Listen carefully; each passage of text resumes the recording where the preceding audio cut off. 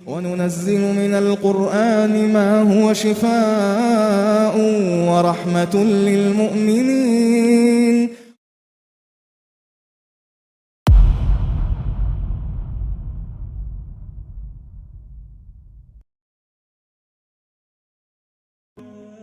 قد عظمت فللأمجاد بانيها ومن السلام علیکم. یہ کہانی ایک بہت ہی مشہور صحابہ کے بارے میں ہے جن کا نام جلیبیب تھا. وہ بالکل دوسرے صحابہ اکرام کے جیسے نہیں تھے. جلیبیب رضی اللہ عنہ کے بارے میں کچھ کتابوں میں تفسیر آتی ہے کہ وہ اونچائی میں مختصر، ظہور میں مشق شدہ شخص، ان کے نسب کا معلوم نہیں تھا. کوئی نہیں جانتا تھا کہ ان کے والدین کون تھے. ان کی حفاظت کے لیے کوئی قبیلہ نہیں تھا اور نہ ہی کوئی قبیلہ انہیں اپنا ماننے کو تیار تھا. وہ مدینہ کی تنہا راتوں میں جتنا ممکن ہوتا بچ کر اپنی جان بچاتے تھے. وہ مایوسی کے عالم میں اپنی زندگی راتوں میں سڑکوں پر گزارتے تھے. اتنی دکھ اور تکلیف کی وجہ سے مایوسی کے آنسو ان کی آنکھوں سے رات بھر بہتے تھے. کوئی انہیں پیار یا ہمدردی دینے کو تیار نہ تھا. ان کے لیے زندگی ایک تنہا جد و جہد تھی جب تک کہ آقا علیہ السلام مدینہ منورہ تشریف نہ لائے.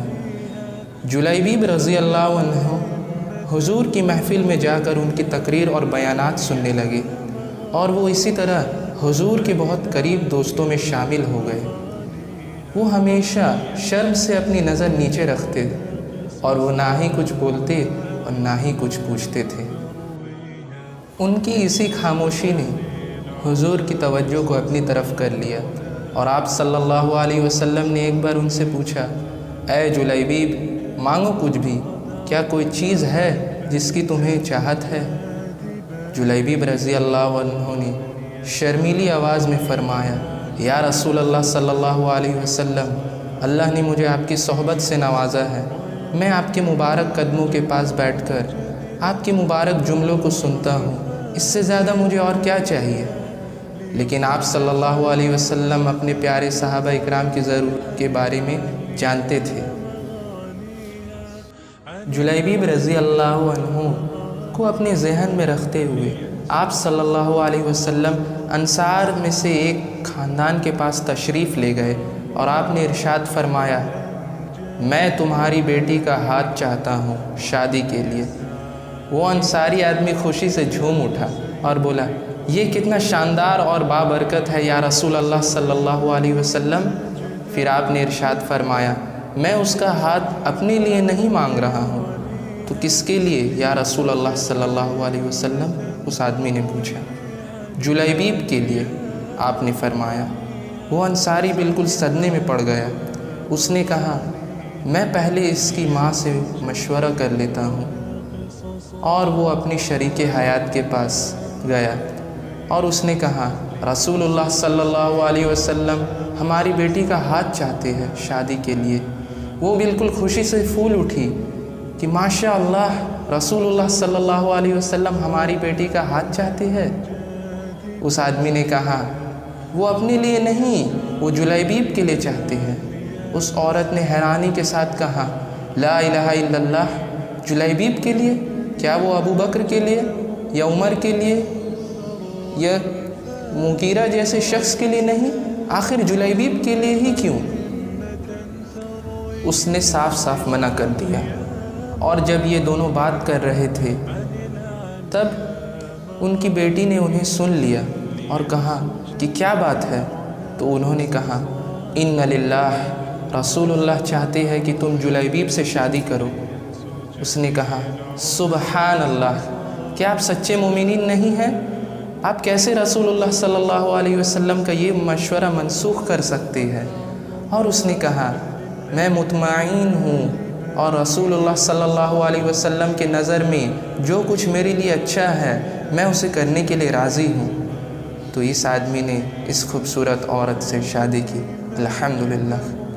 اور آپ صلی اللہ علیہ وسلم نے ان کے لیے دعا کی کہ یا اللہ، انہیں سب سے خوش ترین جوڑے میں شمار عطا فرما، انہیں ان ذریعوں سے مال و دولت عطا فرما جس کا انہوں نے کبھی تصور بھی نہیں کیا ہو۔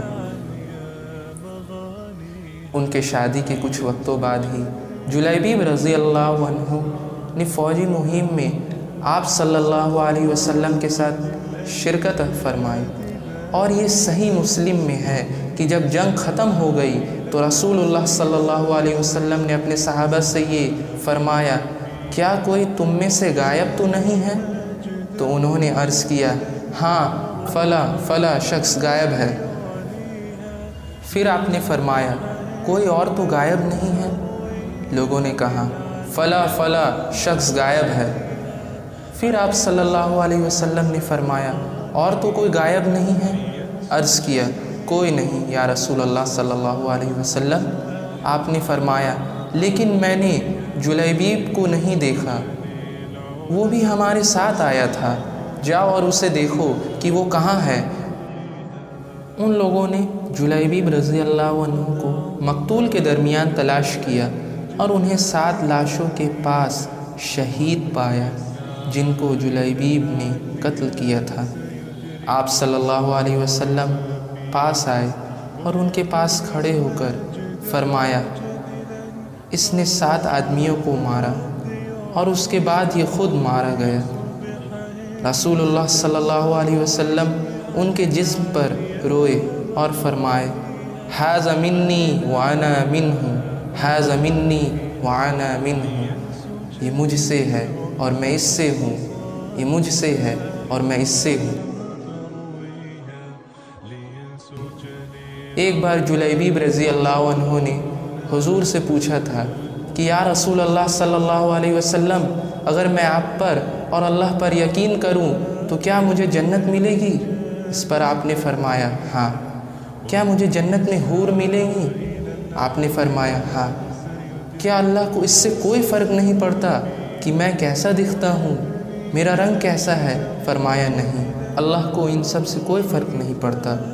تو جلیبیب نے فرمایا، تو آخر یہ لوگ کیوں اپنی بیٹیوں کو مجھ سے نکاح کرنے کے لیے نہیں دیتے؟ رسول اللہ صلی اللہ علیہ وسلم نے جلیبیب رضی اللہ عنہ کو اپنے دست مبارک پر اٹھایا اور ان کے چہرے سے دھول اور مٹی کو صاف کیا، اور آپ صلی اللہ علیہ وسلم نے انہیں گلے لگایا اور فرمایا، سبحان اللہ، اے جلیبیب، اب تم جنتی عورتوں سے شادی کر سکتے ہو۔ ويبني مجده جدلا فروح الفذ يعليها ليصبح همة تروي عن العليا مغانيها، عن العليا مغانيها، لينسج للعلا قصص